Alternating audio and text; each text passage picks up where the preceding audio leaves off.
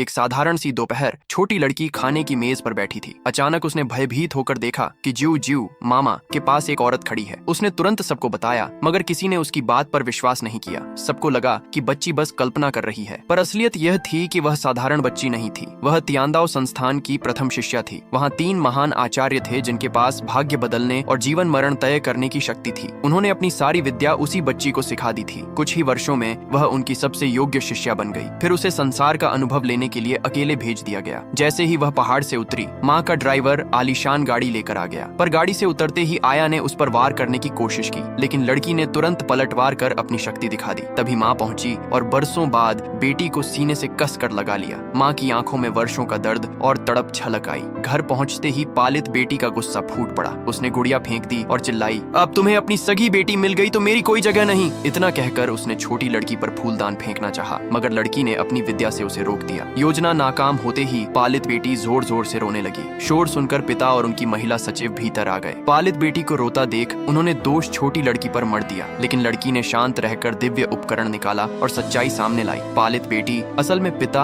और सचिव की नाजायज संतान थी। उसने यह रहस्य माँ को बता दिया। माँ को शक हुआ, मगर पिता ने इनकार कर दिया। तब लड़की ने सत्य मंत्र का प्रयोग किया और पिता की पोल खुल गई। उसने मान लिया कि शादी से पहले ही उसका सचिव से संबंध था और उसने केवल संपत्ति हथियाने के लिए माँ से विवाह किया था। यह सुनकर माँ का दिल टूट गया। निराश होकर वह बेटी का हाथ पकड़कर घर से बाहर निकल आई। बाहर उसके तीनों भाई आलीशान गाड़ियों के साथ इंतजार कर रहे थे। बरसों बाद माँ अपने मायके लौटी, लेकिन जैसे ही बेटी ने घर में कदम रखा, उसने देख लिया कि तीनों मामाओं की आयु रेखा गड़बड़ है। उसने उन्हें चेतावनी दी, जिससे सब हक्का बक्का रह गए। कुछ दिन बाद आंगन में खेलते हुए लड़की ने एक लड़के की आत्मा देखी। वह हवा में मंडरा रहा था और जोर जोर से पापा पुकार रहा था। तभी मामा सीढ़ियों से नीचे आए। लड़की को डर हुआ कि आत्मा मामा को नुकसान पहुंचाएगी। उसने तुरंत एक मंत्र चिन्ह मामा पर चिपका दिया और कहा, मैं तुम्हें बचा रही हूँ। लेकिन मामा ने उसकी बात को गंभीरता से नहीं लिया। रात को लड़की ने रहस्य जानने का निश्चय किया। वह अपने साधनों के साथ एक झटके में दूसरी कोठी पहुंची। वहाँ उसने उसी काले धुंधले लड़के को देखा। लड़के ने उसे देखकर गुस्से में भगा देना चाहा, मगर लड़की ने अपनी शक्ति से उसे वश में कर लिया। उसने पास खड़ी औरत से कहा, यह बच्चा तुम्हारा अपना नहीं है, बल्कि तुम्हारी बहन का है और अभी उस पर किसी और आत्मा का कब्जा है। औरत हैरान रह गई कि यह बच्ची इतना सब कैसे जानती है। लड़की ने समझाया, इस बच्चे के पिता उसे नहीं चाहते थे, इसलिए उसकी आत्मा भटक रही है। यह सुनकर औरत फूट फूट कर रोने लगी। उसने कहा, मैंने कभी अपने बच्चे को ठुकराना नहीं चाहा, मैं तो उसे हर हाल में चाहती हूँ। फिर उसने लड़के को गले से लगा लिया और प्रण किया कि अब वह अपने बेटे को हर हाल में घर वापस ले जाएगी। इस तरह छोटी लड़की ने न केवल अपनी माँ का सच उजागर किया, बल्कि एक और परिवार को भी बचा लिया।